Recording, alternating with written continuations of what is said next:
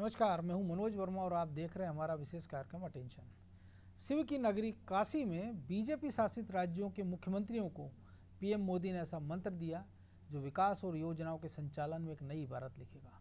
CM Shivraj ने तो काशी से लौटते ही पीएम मोदी के मंत्र पर अमल करना भी शुरू कर दिया है। भोपाल पहुंचते ही एक्शन में दिखे और अफसर और मंत्रियों की क्लास लगी, जिससे साफ है कि आने वाले समय में प्रदेश के विकास कार्यों में मोदी मंत्री की छाप साफ दिखेगी। इसके साथ ही हिंदुत्व और विकास का एजेंडा भी साथ ही चलने वाला है। अटेंशन में आज हम इसी पर चर्चा करेंगे, लेकिन इसके पहले देखिए हमारी एक खास रिपोर्ट।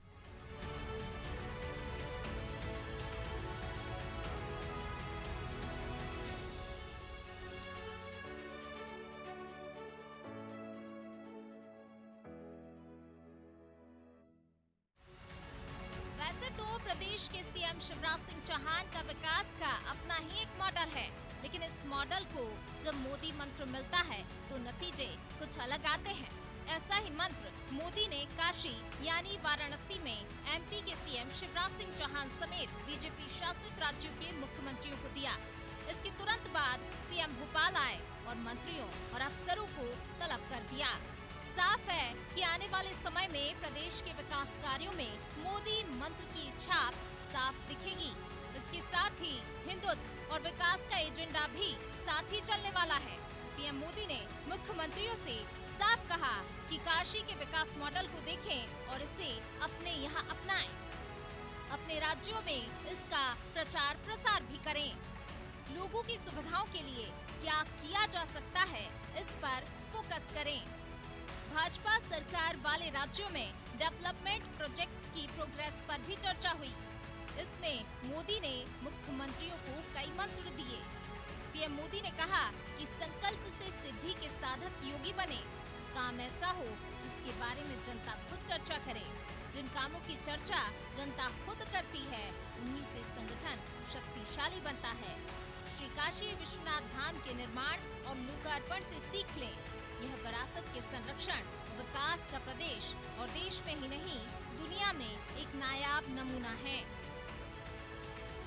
इसके अलावा पीएम मोदी ने संकल्प से सिद्धि के अनुदाहरणों में श्री राम जन्मभूमि तीर्थ स्थल के निर्माण कार्य, पूर्वांचल एक्सप्रेसवे, बदायूं में नहर की बड़ी परियोजना जैसे बड़े प्रोजेक्ट को एक उदाहरण के तौर पर मुख्यमंत्रियों और उप मुख्यमंत्रियों के सामने रखा। जहां कहीं भी किसी भी तरह की नाराजगी है, उसे बातचीत से खत्म करें। यह संदेश जाए कि डबल इंजन की सरकार रहती है तो दोगुनी रफ्तार से उसका फायदा जनता को होता है। पीएम ने कानून व्यवस्था को लेकर भी कहा है कि इसमें ढिलाई न हो। केंद्र और प्रदेश की जन कल्याणकारी योजनाओं का फायदा आम जनता को दिलाया जाए। चातुर्दिक उन्नति ही भाजपा का मूल लक्ष्य है। अब पीएम मोदी के इन मंत्रों को सीएम शिवराज ने भोपाल आते ही अमल में लाने के प्रयास तेज कर दिए हैं। और यदि काशी में शिवराज सिंह जी उस मंत्र को लेकर आ रहे हैं तो मैं भी उनसे प्रार्थना करना चाहूँगा कि दिन भर एक ड्रेस ना पहना करें, 5 ड्रेस बदलें। झूठ तो बोलते हैं और झूठ बोलें। तो कुल मिलाकर सरकार झूठ, फरेब और धोखेबाजी पर चल रही है। तो यही मोदी जी का मंत्र आज से और अधिक लागू होगा। विकास कहाँ दिख रहा है मध्य प्रदेश में? सिर्फ इश्तिहारों में दिख रहा है, प्रचार में दिख रहा है। अब उसको और बढ़ा दिया जाएगा। यही मोदी जी का मंत्र है। मोदी के सामने सीएम ने प्रेजेंटेशन भी दिया और बुधवार को भोपाल लौटते ही एक्शन में दिखे। मंत्रियों और अफसरों की क्लास बुलाई। साफ है कि प्रदेश में भले ही चुनाव में 2 साल का समय है, लेकिन चुनावी सफलता के लिए मोदी मंत्र पर तेजी से अमल जरूरी है। वैसे काशी की तर्ज पर महाकाल मंदिर का भी विस्तारीकरण जारी है। इसका असर वहाँ भी देखने को मिलेगा। ये भी है कि अब बाकी कामों में भी इसकी छाप नजर आएगी। अब कांग्रेस का रिएक्शन क्या होगा, इस पर सबकी नजर रहेगी। ब्यूरो रिपोर्ट, अनादि टीवी।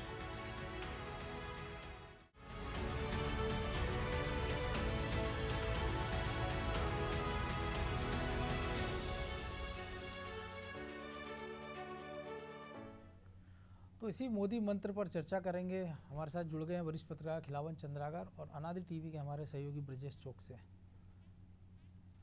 खिलावन जी, सबसे पहले आप ही के पास कि ये मोदी मंत्र की चर्चा बड़े लंबे समय से होती रही। पहले गुजरात मॉडल, अब मोदी ने कहा है कि काशी मॉडल की एक बात हो रही है।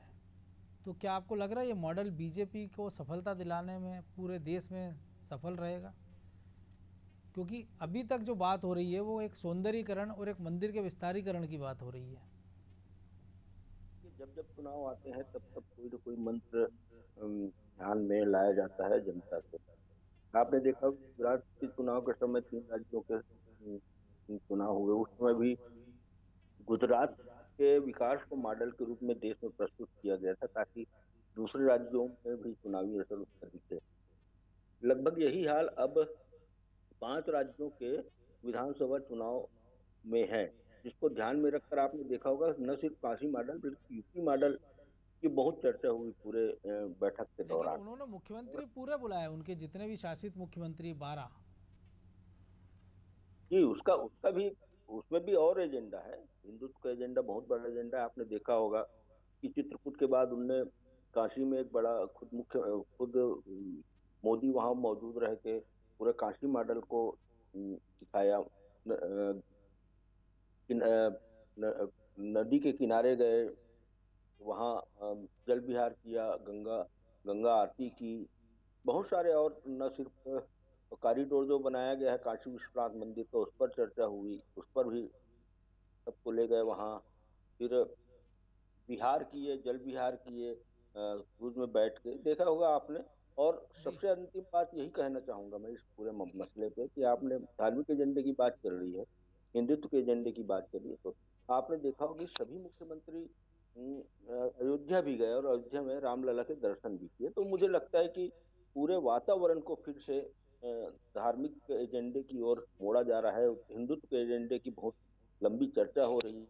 तो मंदिर तो अब राहुल गांधी भी जा रहे हैं, प्रियंका भी, गोत्र बता रही है ममता बनर्जी, तो ये एजेंडा तो सबके समझ में आ रहा है कि न सिर्फ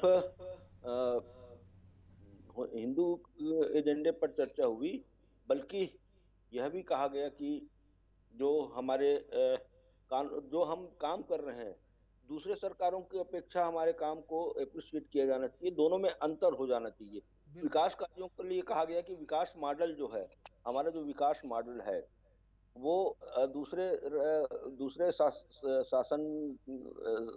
शासित राज्य है उसके अपेक्षा राज्यों में जो दूसरी सरकारें हैं जी जनता के बीच चर्चा हो रही है। साथ ही आपने गुड गवर्नेंस का बहुत अहम माना गया, वहाँ गुड गवर्नेंस को लेकर के मुख्यमंत्री से बहुत चर्चा हुई।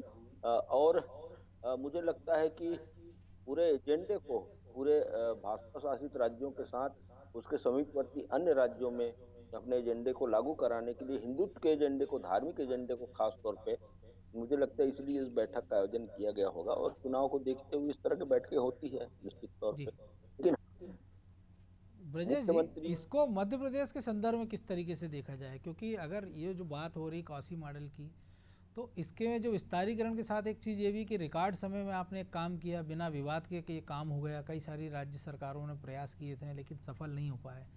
हमने देखा केदारनाथ की बात कर लें, हमने सोमनाथ का भी देखा है कि सौंदर्यीकरण हुआ है। इसके बाद काशी की बात हो रही है, अयोध्या में राम मंदिर बन रहा है। तो निकट भविष्य में मध्य प्रदेश के संदर्भ में इसको कैसे देखा जाए? क्योंकि विकास के मॉडल की बात तो हो रही है, डबल इंजन सरकार की बात भी हो रही है। अब ये नया मॉडल बन रहा है। जिस तरह से राम मंदिर की बात होती थी पहले, तो ये मुख्य मुद्दा था, जबकि मंदिर बनने लगा तो ये मुद्दा अब भाजपा के पास बचा नहीं है। तो अब भाजपा जो 2 लाइन खींच रही है, एक जो विकास पर काम कर रही है, आप एक्सप्रेस पे देख लीजिए उत्तर प्रदेश में। दूसरा मॉडल है कि विरासत में आप देखिए काशी में भी हम देख रहे हैं कि तो मध्य प्रदेश में भी जो हिंदुत्व के साथ साथ विकास दोनों चीजें लेकर चल रही है, तो लोग इसको ज्यादा वो करेंगे कि स्वीकार करेंगे। आप देखिए काशी का आज काया पलट हो गए तो किस तरह से प्रतिक्रियाएं आ रही हैं पूरे देश से। तो ये मंत्र ही कह सकते हो आप उसको कि आप 2 चीजें साथ साथ लेकर चलिए। आपके यहाँ विरासत है, उनको सहेजिए और विकास भी कीजिए। तो मध्य प्रदेश में भी वो अपार संभावनाएं हैं। जो मॉडल जो मंत्र दिया है मोदी का कि इस दोनों चीजें चलें, तो कोई ये नहीं कहेगा आपसे आगे जाकर कि सिर्फ हिंदुत्व की बात करती है सरकार। सवाल यही हो रहा है, अभी लोग ये कह रहे हैं कि नेहरू जी अगर सेल नहीं बनाते, भेल नहीं बनाते, भांगड़ा नंगल नहीं बनाते तो विकास नहीं होता। बिल्कुल। तो शायद इसीलिए मोदी ने कहा कि अगर हम मंदिर बना रहे हैं तो मकान भी बना रहे हैं, एक्सप्रेस हाईवे भी बना रहे हैं, और बिना विवाद के। जिस तरह से राम मंदिर का विवाद हुआ, आपने देखा काशी में कोई विवाद नहीं हुआ। वहां भी आप मस्जिद पास में लगी हुई है। बिल्कुल। तो आप देखिए ज्ञानवापी मस्जिद से भी कहीं कोई सुर सुनाई नहीं दिए, तो विकास भी होगा जिसको लोग सराहना कर रहे हैं, और वो उन मजदूरों के साथ बैठ के खाना खा रहे हैं जो मजदूर में उसमें मुस्लिम भी शामिल हैं। तो ये जो मॉडल है, तो सारे मुख्यमंत्रियों को हाँ, सबके साथ सबका विकास, तो जो मॉडल नया और सबका विश्वास जो मोदी जी ने एक नया मॉडल डेवलप किया है, जो मंत्र डेवलप किया है, उसको वो बताना चाह रहे थे वहाँ के मुख्यमंत्रियों को, बाहर से आए सभी 12 मुख्यमंत्रियों को जो भाजपा शासित मुख्यमंत्री हैं, कि इस मॉडल पे काम करना है, ना कोई विवाद हो, आप अपनी विरासत भी सहेजिए। यदि आपके पास महाकाल मंदिर है, आपके पास रामेश्वर है, तो आप उनको सजाइए। आपको यदि आपके पास राम पदगमन है तो उसको आप सहेजिए, और साथ साथ में विकास भी करिए। तो कोई ये ना कहे आपसे जो आरोप लगते हैं कि हिंदुत्व के नाम पर सिर्फ आप रोटियां सेकते हो, अपनी राजनीतिक रोटियां सेकते हो, तो आप ये भी बताओ कि हम विकास भी कर रहे हैं, काम भी कर रहे हैं, और हम धार्मिक एजेंडे पर भी चल रहे हैं। तो मूल एजेंडा जो है, जो कोर वोटर है वो जुड़ा रहे, और जो नया वोटर है वो भी साथ आ जाए विकास के एजेंडे पे। सही, बिल्कुल, नया वोटर विकास पे जब आप देखिए कोई भेदभाव नहीं हो रहा है। पीएम आवास मिल रहे हैं तो उसमें ये नहीं देखा जा रहा है कि ये अल्पसंख्यक है, उसमें ये नहीं देखा जा रहा है कि ये दूसरे समुदाय का है, ईसाई। यदि वो गरीब है उस दायरे में आ रहा है, तो आपके पास आयुष्मान कार्ड उनके पास भी है। तो ये लोगों में जो धीरे धीरे जो भरोसा है, जो कि विकास के साथ साथ अब विरासत की बात आई है, तो वही एजेंडे पे कि आप देख रहे हैं कि जातियों में बढ़ जाता है उत्तर प्रदेश, और शायद मध्य प्रदेश में इसीलिए नारायण त्रिपाठी ने सही मौके पे चौका लगाया, और उन्होंने मुख्यमंत्री को चिट्ठी लिख दी है। बिल्कुल, आप मैहर का विकास कीजिए, नागरिक सुविधाएं बढ़ाइए। तो शायद सबको ये समझ में आ रहा है कि जो विकास का अगला आयाम होगा वो धार्मिक के साथ साथ विकास भी दोनों जुड़कर होंगे। बिल्कुल, हम देख रहे हैं कि उज्जैन में किस तरह से विकास किया जा रहा है, बाकायदा उज्जैन को भी काशी की तरह सजाया संवारा जा रहा है, अतिक्रमण हटाया जा रहा है। तो ये अगली कड़ी में आपको मैहर में देखने को मिलेगा। आपको चित्रकूट से भी ये आवाज़ें उठती रही हैं, राम पदगमन की बात करती थी यही सरकार। इसके बाद हमने देखा कमलनाथ सरकार आई, 15 माह की सरकार रही, तो वो उसी एजेंडे पर बढ़ी है। तो उस एजेंडे पर बढ़ने के साथ साथ अब आपको अमल होता है देखेगा। पहले जो बातें कही जाती थी वो इस मोदी मंत्र के बाद आप देखेंगे उन पर काम होगा, और काम भी समय सीमा का, जो पहले से हम देखते आ रहे हैं कि मोदी जी के काम का भी एक समय सीमा निर्धारित रहती है कि आपको काम समय पर करना है। ऐसा नहीं कि आपने कह चुके हैं और कर नहीं रहे हैं, तो आपको वो दिखाना भी पड़ेगा। तो वो मूल मंत्र है बेसिक, और उस पर काम होना है कि मध्य प्रदेश में। और जैसा उन्होंने विधायकों को, सांसदों को पिछले दिन कहा भी था कि अगर आप नहीं बदले जनता बदलेगी, और उन्होंने गुजरात और उत्तराखंड में मुख्यमंत्री बदल के बता भी दिया। निश्चित तौर पर जो येदियुरप्पा कर्नाटक का भी उदाहरण है जी। मुख्यमंत्रियों को संदेश दिया है, उन्होंने सांसदों को भी संदेश दिया है, और संसदीय दल की बैठक भी होने वाली है। तो आप देखेंगे कि उत्तर प्रदेश से जो एक सुर ताल एक साथ हुए हैं, वो आपको बाकी के भाजपा शासित राज्यों में एक साथ बजते हुए नजर आएंगे। ये पूरा लोकसभा चुनाव के लिए की रणनीति के हिसाब से भी किया गया है, जिसका फायदा विधानसभा में मिल सकता है। जिसका फायदा विधानसभा में। खिलावन जी, हमने देखा मुख्यमंत्री जो शिवराज सिंह चौहान की जो कार्यशैली है बिना विवादित है, वो इसके साथ जो उनका जो फोकस रहता है वो सोशल इंजीनियरिंग और ऐसी योजनाओं पर रहता है जो आम लोगों से जुड़ी हो, चाहे लाडली लक्ष्मी हो, कन्यादान हो, मुख्यमंत्री तीर्थ दर्शन हो।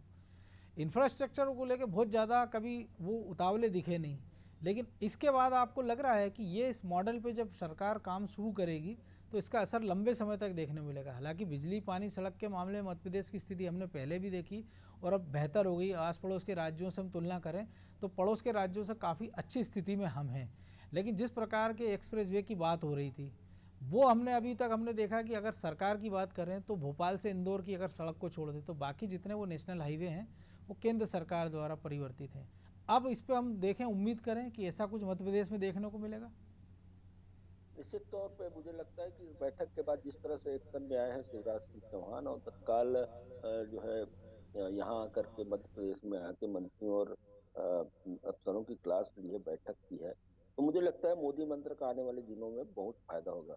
ब्रजेश जी ने एक महत्वपूर्ण बात कही जो मैं उल्लेख करना चाहूँगा। निश्चित तौर पर मैं भी मानता हूँ ब्रजेश जी और मनोज जी कि मोदी सरकार सिर्फ हिंदुत्व के एजेंडे पर, धार्मिक एजेंडे पर आगे नहीं बढ़ रही, बल्कि वो चाहती है कि हम एक विकास का मॉडल भी लोगों के पास रखें, विकास के मॉडल पर लोगों से चर्चा हो, लोग उस पर प्रतिक्रिया व्यक्त करें, ये भी महत्वपूर्ण है। और मुझे लगता है कि शिवराज सिंह चौहान इस बात से वाकिफ हो गए हैं। तो आज जो हितग्राही मूलक योजनाएं हैं जिस पर शिवराज का लगातार फोकस रहता है, आपने गिनाया 3-4 नामों को, मैं ज्यादा ऐसा अनेक है हमने देखा। तो ये जो मुख्य जो है हमने जो लगातार सरकार बनने के बाद से चल रहा है जी, हितग्राही मूलक योजना को ज्यादा आपने देखा होगा कि बैठकों में हो, चाहे चाहे वो सभा में हो, चाहे रैलियों में हो, उसका उल्लेख बहुत ज्यादा जोर शोर से करते हैं। लेकिन विकास की बात जहां तक आती है, विकास पर उनका फोकस बनिस्बत कम होता है। अभी केंद्र सरकार ने जो बड़ी योजनाएं मध्य प्रदेश को सौगात में दी है, मुझे लगता है कि उन बड़ी योजनाओं पर जो केंद्र वित्त पोषित योजनाएं हैं, उन्हीं पर ज्यादा फोकस शिवराज का है। लेकिन मुझे लगता है कि वो उनका खुद का एक विकास का मॉडल मध्य जमीन प्रदेश अधिग्रहण का तैयार। जो संकट है वो तो राज्य सरकार को ही निपटाना होगा, जमीन अधिग्रहित करके देना, क्योंकि पैसा केंद्र सरकार दे रही है, लेकिन जब तक जमीन, और अब तो नई शर्तें भी जोड़ दी गई है कि आपको इतनी कम से कम जमीन देना है एक्वायर करके, तब वो उस प्रोजेक्ट पे काम शुरू होगा। तो ये कि डबल प्रेशर रहेगा। और खासतौर से जिस अटल एक्सप्रेस वे की हम बात कर रहे हैं, जिसके बारे में कहा जा रहा है चंबल की सूरत बदलेगा, और उसको लेके सिंधिया भी लगातार प्रयास कर रहे हैं।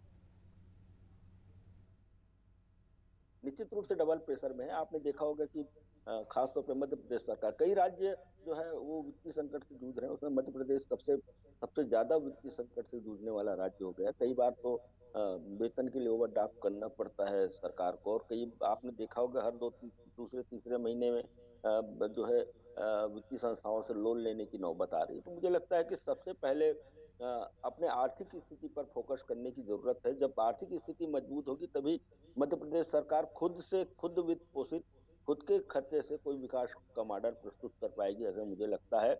और देखिए, टैक्सेस पर जो है बढ़ाना, बहुत ज्यादा टैक्स बढ़ा के सरकार के विपरीत वातावरण पैदा होता है, एंटी इनकम्बेंसी पैदा होती है। अन्य साधन ये समस्या तो किसी की भी सरकार रहेगी मध्य प्रदेश में रहेगी, क्योंकि हम इंडस्ट्रियल पे हम है नहीं, हम पूरे डिपेंड है ज़्यादातर खेती पर।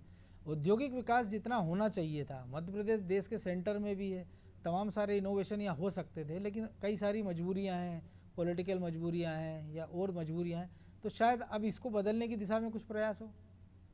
देखिए, टैक्सेशन, मैंने फिर कहा आपको, टैक्सेशन एकमात्र आय के बहुत बड़े साधन नहीं हो सकते विकास कार्यों के लिए धन उपलब्ध कराने। उसके और अतिरिक्त साधन है। आप छापेमारी करिए जरा लगातार, आप लगातार ऐसे माफिया पर कार्रवाई करिए। जो रेत का लगातार उत्खनन हो रहा है, अवैध उत्खनन, जिससे बड़ी मात्रा में हमको राजस्व का लॉस हो रहा है, उस पर काम करिए। अवैध शराब बिक्री से जो राजस्व का लॉस हो रहा है, उस पर नियंत्रण करना चाहिए। भूमि जमीन के खरीदी बिक्री में जिस तरह से बीच का रास्ता निकाला जाता है, कम से कम सरकार को। हमारे यहाँ तो वैसे ही बहुत ज़्यादा है ना दरें, जीएसटी छोड़ दे अगर, तो वेट की बात कर लें, एक्साइज ड्यूटी की बात कर लें, स्टाम्प ड्यूटी की बात कर लें, तो महाराष्ट्र, गुजरात, राजस्थान सबसे ज़्यादा हमारे यहाँ है। तो आप तो वहाँ एक्सट्रीम पर हैं जी। मध्य प्रदेश में अब टैक्सेशन या वेट बढ़ाना या और दूसरे बोझ बढ़ा के सीधे जनता के बोझ को बढ़ाना जो है संभव नहीं है। इसलिए दूसरे रास्ते को अपनाना होगा, ताकि हम डेवलपमेंट के लिए, विकास के लिए सरकार स्टेट गवर्नमेंट के वित्त पोषित योजनाओं को ज्यादा से ज्यादा आगे ला सके। आपने देखा होगा अभी है उसमें ये भी है कि आप किस तरह से राज्य की आय बढ़ा सकते हो। यदि हम काशी को सुबह उदाहरण रखें, तो आप भी यहाँ इस तरह से पर्यटन बढ़ा सकते हो। पर्यटन के क्षेत्र में आपके पास बहुत सारी अपार संभावनाएं हैं। हम चित्रकूट पे चले जाएं, क्योंकि हम ये तय नहीं कर पा रहे हैं कि हमारी पॉलिसी क्या होना चाहिए, कि हम एग्रीकल्चर बेस्ड बने, इंडस्ट्रियल बेस्ड बने। तो जो ब्रजेश जी ने कहा कि अगर हमारे यहाँ टाइगर रिजर्व है, देश का सबसे घना जंगल हमारे पास है, 2 ज्योतिर्लिंग ओंकारेश्वर में है हमारे पास, महाकाल जो है, अगर हमारे पास खजराना गणेश है, सलकनपुर है, मैहर है, और तमाम सारी ग्वालियर का किला है, पुराने और अवशेष हैं, सर्किट बनाने तो ये सारे सर्किट बन जाए। भीमबेटका की गुफा है, सांची है आपके पास, जहाँ विदेशी पर्यटक, क्योंकि गया में अगर इतने विदेशी पर्यटक आ सकते हैं तो सांची में क्यों नहीं आ सकते हैं। कोई टूरिस्ट अगर ग्वालियर तक आ रहा है तो वो चंबल के घड़ियाल डॉल्फिन देखने क्यों ना आए, क्यों ना वो ग्वालियर का किला देखे, वो क्यों ना ओरछा के तटों को निहारे, वहाँ के किले निहारे। तो शायद एक बड़ा रेवेन्यू ब्रजेश जी यहाँ से आ सकता है। और विकास का एक नया मॉडल ये भी हो सकता है कि आप टूरिज्म पर फोकस कर दीजिए, ताकि आपकी आय बढ़ेगी, पर्यटक आएंगे तो उनके साथ जो सुविधा वो खरीदारी करेंगे, तो स्थानीय लेवल पर रोजगार मिलेगा, आय बढ़ेगी। तो एक नए मॉडल पे भी एक काम करने की जरूरत है, क्योंकि निश्चित तौर पर औद्योगिक विकास अपनी जगह है, एग्रीकल्चर का विकास अपनी जगह है। बिल्कुल, उद्योग ना हो, लेकिन आप नए उद्योग लाने की कोशिश कर सकते हैं। उसके साथ साथ आपके पास पर्यटन की जो बात कही आपने, अपार संभावना है। सतपुड़ा की वादियाँ देखिए, आप वहाँ जाइए, किस तरह से आप बाग देख सकते हैं। आज की तरह मड़ई किस तरह से आपने विकसित किया है एक ने, तो इस तरह से आप हिल स्टेशन 55 हाँ, भी हमारे हिल पास स्टेशन है। है हमारे पास, तो आप इनका प्रचार प्रसार नहीं कर पा रहे हो। आप अफ्रीका से चीते लाने की बात करते हो, आपके पास पूरा बना हुआ है, एक टाइगर रिजर्व बना हुआ रखा है जो आपने बब्बर शेरों के लिए बनाया था, लाइए वहाँ पे किस तरह से पर्यटकों को अपनी तरफ रुझान आप कर सकते हो। इस पर फोकस करने की महत्वपूर्ण है, तो आप इससे एक आपकी आय बढ़ेगी, राजस्व का। तो आपको ऐसे नए विकल्प तैयार करना पड़ेंगे। जिस हम चित्रकूट की बात कर रहे थे, रामपथ गमन की बात कर रहे थे, उस पथ को आपने विकसित करना पड़ेगा। आपको पहले इन्वेस्ट करना पड़ेगा, फिर आपके पास आय आना शुरू होगी। तो ऐसा नहीं है कि मध्य प्रदेश में नहीं है कि अब आप किसी समुद्र के किनारे, तो आपका प्रदेश बसा नहीं है कि आपको आय वहां से वैसे आ जाएगी उस तरह से। लेकिन आपको आय के क्या क्या स्रोत हो सकते हैं आपके मध्य प्रदेश में। हम हेरिटेज शराब की बात कर रहे हैं, तो आप देखिए सरकार उस दिशा में बढ़ती हुई दिख रही है। और मोदी जी का जो मंत्र है, उन्होंने कहा है कि जो 12 राज्य हैं उनके भाजपा शासित, वो अलग दिखना चाहिए। जब हम 2024 में जाएंगे तो ये दिखना चाहिए कि ये मॉडल है, ये राज्य ये काम करते हैं, और मध्य प्रदेश को भी उसमें शामिल होना चाहिए। मध्य प्रदेश भी वैसा बेहतर कर सकता है, क्यों नहीं कर सकता, सब कर सकते। तो विकास और विरासत को सजेजने के साथ साथ आपको ये बताना होगा कि देखिए दूसरे राज्यों ने क्या किया, हमने क्या कर दिया। तो 2024 के लिए भी एक संकेत होगा। और मध्य प्रदेश में इससे पहले चुनाव है, तो आपको तेजी से काम करना पड़ेगा, ये बताना पड़ेगा कि और हमने, मोदी जी खुद तारीफ करते हैं, आप देखिए मनोज जी कई मौकों पर कह चुके हैं कि मैं बोलता नहीं हूं और सबसे पहले अमल कहां होता है, मध्य प्रदेश में होता है। तो आप देखिए कि उन्होंने वहां बैठक ली 12 मुख्यमंत्रियों की, मुख्यमंत्री ने भोपाल में आने के बाद सारे अधिकारियों को तलब कर लिया, बुला लिया, और नगला एजेंडा वो सेट कर लेंगे कि हमें क्या क्या काम करना है। जो मंत्र दिए हैं उन पर अमल आपको होते हुए दिखेगा। बिल्कुल। मोदी जी ने कहा कि कमिश्नर प्रणाली बहुत अच्छी है, तो आप देखिए कि 40 सालों से अर्जुन सिंह से लेके दिग्विजय सिंह से लेके कमलनाथ तक जो काम नहीं कर पाए, कुछ शिवराज जी नहीं कर पाए, आपने देखिए वो चंद दिनों में हो गए। तो आप देखेंगे कि जो चौथी पारी में शिवराज जी बदले हुए हैं ना, तो अब मध्य प्रदेश की तस्वीर भी आप उसी अनुसार बदलेगी जिस तरह से मोदी जी का मंत्र है, मोदी जी जिस तरह से चाहते हैं, उस तरह से आपको मध्य प्रदेश में तेजी से काम होते दिखेंगे। वो अटल पाथवे की बात कर रहे हैं ना आप, तो वो आपको देखेंगे अटल एक्सप्रेस वे कितनी तेजी से बनता है। तो ये जो 2 साल में आपको करना है, तो इस कारण आपको एक्शन मूड में दिखेंगे शिवराज जी, और वैसे काम भी होते हुए दिखेंगे। तो उम्मीद तो यही की जाना चाहिए कि भले मोदी मंत्र हो या शिव मंत्र हो, कि प्रदेश का विकास हो, तरक्की हो। बहरहाल अब समय इजाज़त नहीं दे रहा, इसलिए चर्चा को यहीं विराम देना होगा। तो आप दोनों का बहुत धन्यवाद इस विश्लेषण के लिए। तो निश्चित तौर पर मोदी मंत्र के रास्ते पर शिवराज तेजी से बढ़ रहे हैं, और शिवराज सिंह का अपना एक एजेंडा है विकास का, कि हर एक, चाहे उसमें महिलाएं भी हैं, उसमें आदिवासी हैं, उसमें दलित हैं, उसमें लाडली लक्ष्मियाँ हैं, उसमें बुजुर्ग हैं। लेकिन अब लगता है कि नए एजेंडे उसमें क्लब हो जाएगा, तो शायद विकास की रफ्तार और तेज़ हो जाएगी। क्योंकि मोदी मंत्र में खास बात ये भी है कि अगर कहीं कोई नाराज़गी हो तो संवाद से दूर की जाए, और ये एक ऐसा मंत्र है जो बाकी सारे मंत्रों पर भारी पड़ सकता है। तो अटेंशन में आज जितना ही, मुझे दीजिए इजाज़त, और आप देखते रहिए अनादि टीवी। नमस्कार।